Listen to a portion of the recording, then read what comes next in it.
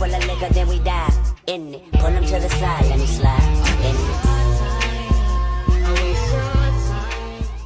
Alright, SmackDown for August 2nd was the going home show for SummerSlam. Cody and Solo Sikoa cut a promo for the show where Solo told Cody it was going to be bloodline rules. And you know how that turns out. But Cody agreed, and then nothing happened. Surprisingly, they didn't jump him. Real. First match was Andrade versus Carmelo Hayes, and Andrade beat him again. Carmelo doesn't learn. Carmelo is a cocky little punk. Next match was Santos Escobar versus Apollo Crews. Santos won that match. Logan Paul cut a promo with LA Knight, hyping their match.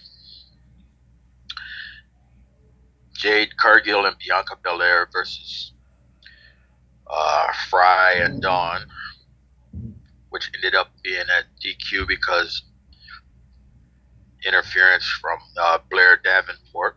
Then main event was DIY versus the Bloodline for the championship. And of course DIY lost to the Bloodline. They're the new champs, tag team champs.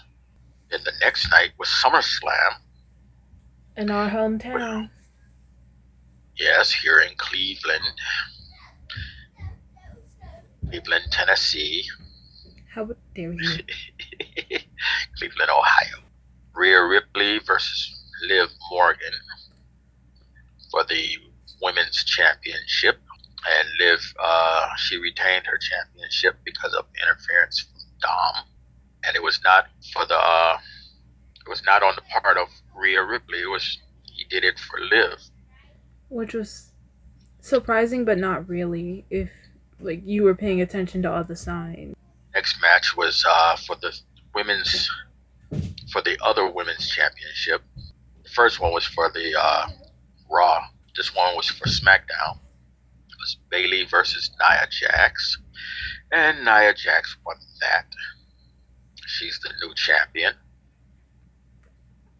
Logan Paul versus LA Knight. Yeah. LA Knight won. He's the new US champion. Then came the grudge match of CM Punk versus Drew McIntyre. And Drew won that match. Gunther versus Damian Priest for the Raw championship. And Gunther won, thanks in part to the interference from Finn Balor. That one wasn't surprising at all. I called it. Next match was Sami Zayn versus Braun Breaker for the Intercontinental Championship. And Braun won that. Then finally, Cody Rhodes versus Solo Sikoa. And Cody won thanks to the return of Roman Reigns. He came in and Superman punched and speared Solo Sikoa, I believe. He did. I was screaming. I lost my voice that night because I screamed at the my tablet. And then Raw for August 5th, Monday.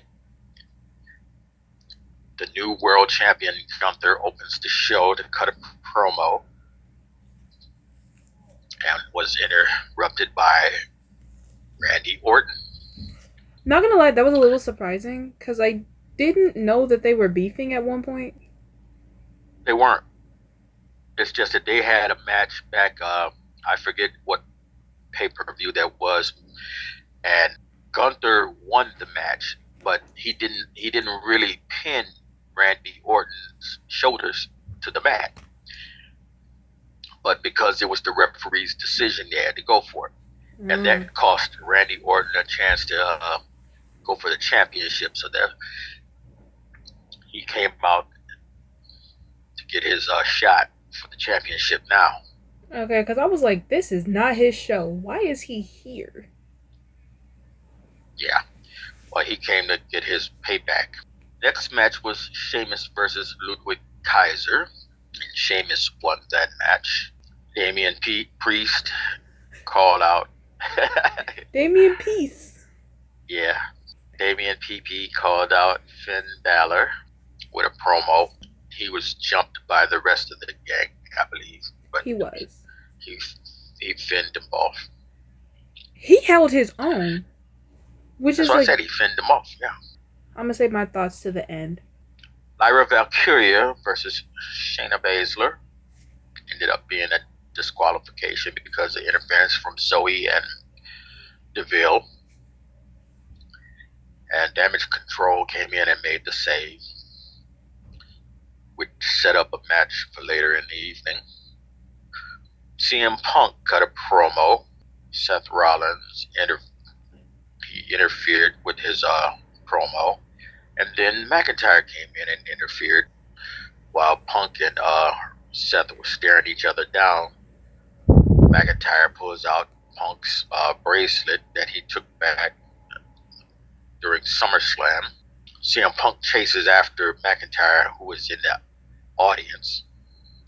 CM Punk chased after McIntyre up into the audience, and Rollins was standing there watching them. He got snuck by Bronson Reed. Nuts. No. He hit him with about 6 frog splashes. Well, he calls them tsunamis. And Rollins was spitting up blood laying in the middle of the ring. Following that, Authors of Pain fought the New Day.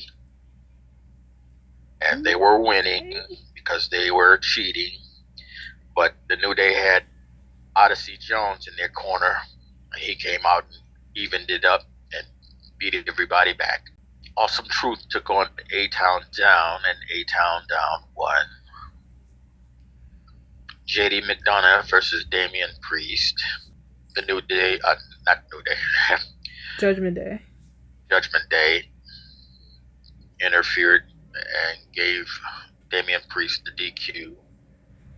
And Rhea Ripley came out and saved Damian Priest.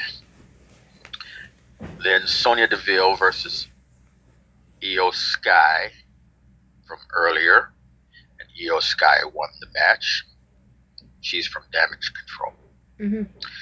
And finally, for the main event, was the Wyatt Six versus American Made, which I believe is the new name for Chad Gabriel's group with Creed. Yeah. The Creed brothers. He should have kept the other name, but oh well. Anyway, Wyatt Six beat their ass and won. Okay, since we're on the topic of the Wyatt Six, their match was so interesting to me. It was high energy. Like, I was expecting for them to go hard, but like, not as hard as they did. Cause like I didn't know any of them previously, so I was very hyped for what they were going to do, and they did not disappoint. Cause I've been waiting for so long for them to fight, and I think it was pretty good. Yeah, they all pretty much stuck to their usual. It's just that all three of them together look very powerful. But I was already a fan of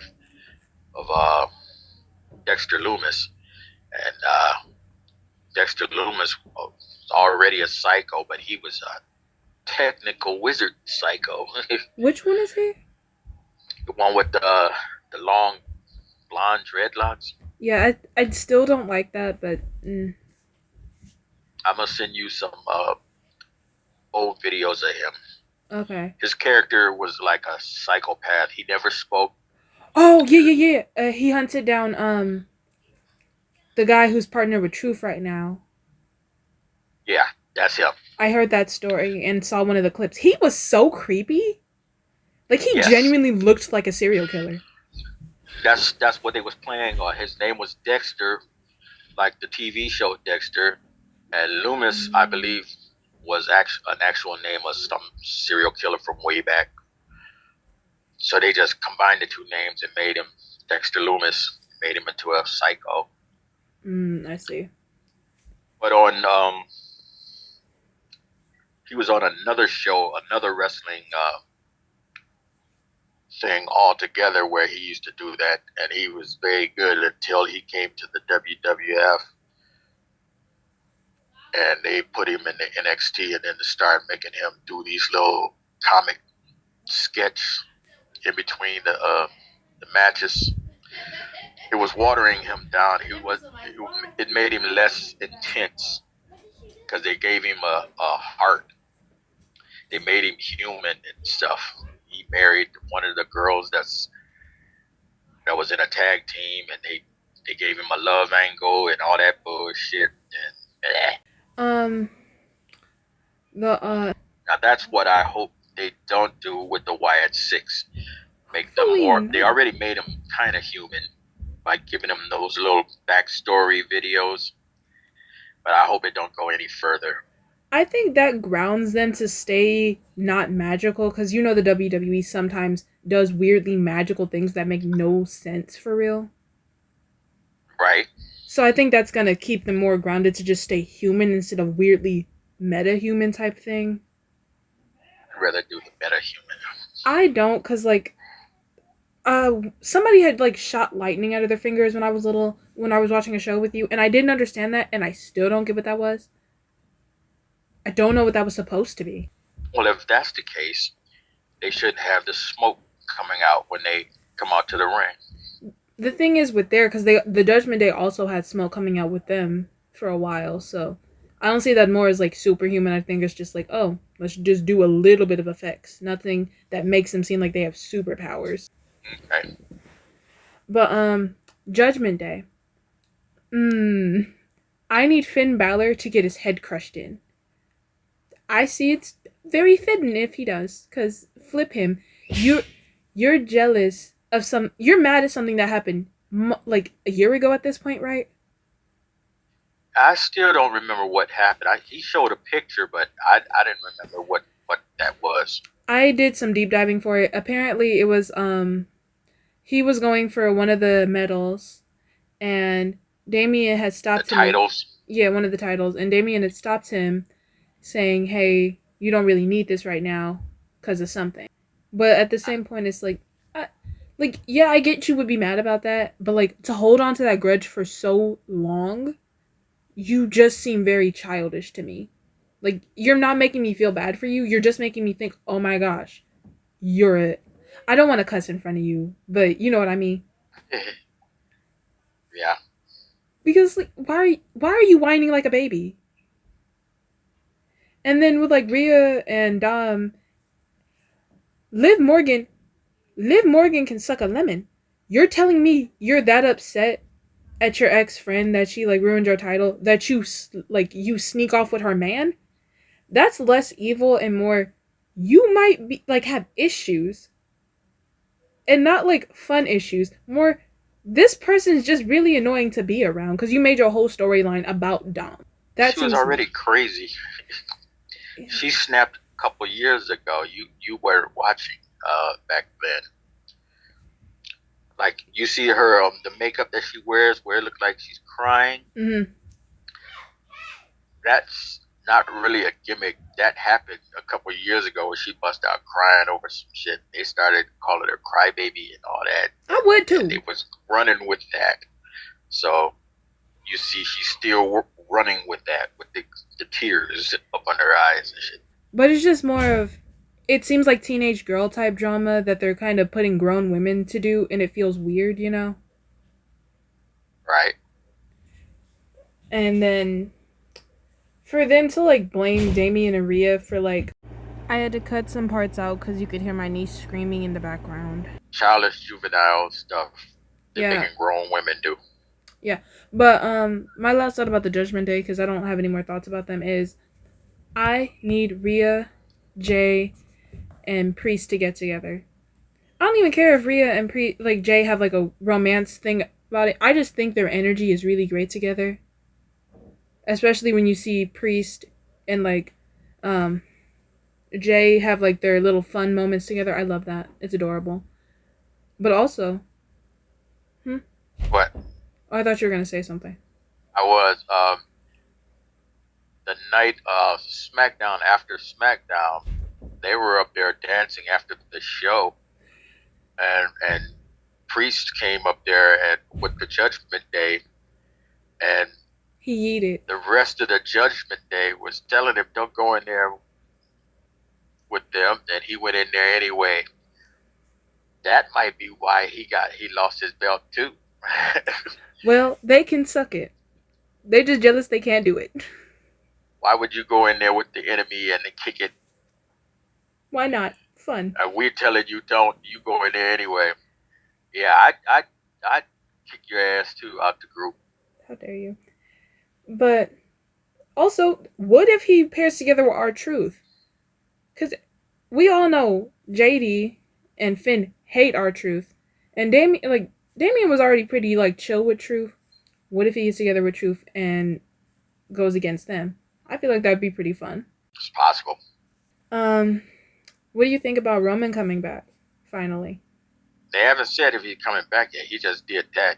No, we'll they know did. when he come on. He's supposed to be on SmackDown, so if he comes on there and speak, then I'll form an opinion. Okay, I'm happy. I was so excited when he came back. But my main thought is, where is Jimmy? Where is Jimmy? They're saving him. Because we all know he's medically cleared. He's been medically cleared for a month now. Where is he? He might be training those two. It's two more that's supposed to be coming. He might be training them. Yeah, but I don't know who they are. I think I know who one of them is, but I don't know, because when I thought it was him coming out the first 3 times, I was wrong, so I'm not gonna just guess. Right. But pretty when Jimmy comes back, I miss Jimmy's energy. Just the chaotic energy of him being unhinged, but also on a leash. I love that. And especially since his leash is a bit broken now, I want to see how this is gonna go if he just completely becomes a jerk and just starts fighting everyone. I would love that. Especially before he gets back with his brother again. The CM Punk fight. Sparkly. He came out with a very nice referee outfit. Sparkly? You mean Seth Rollins? Yes, sparkly. His outfit was fully sparkly, so you can't say I'm wrong. He was shimmering and shining. He flattened the pancake now. Oh, yeah. But I'm not gonna lie.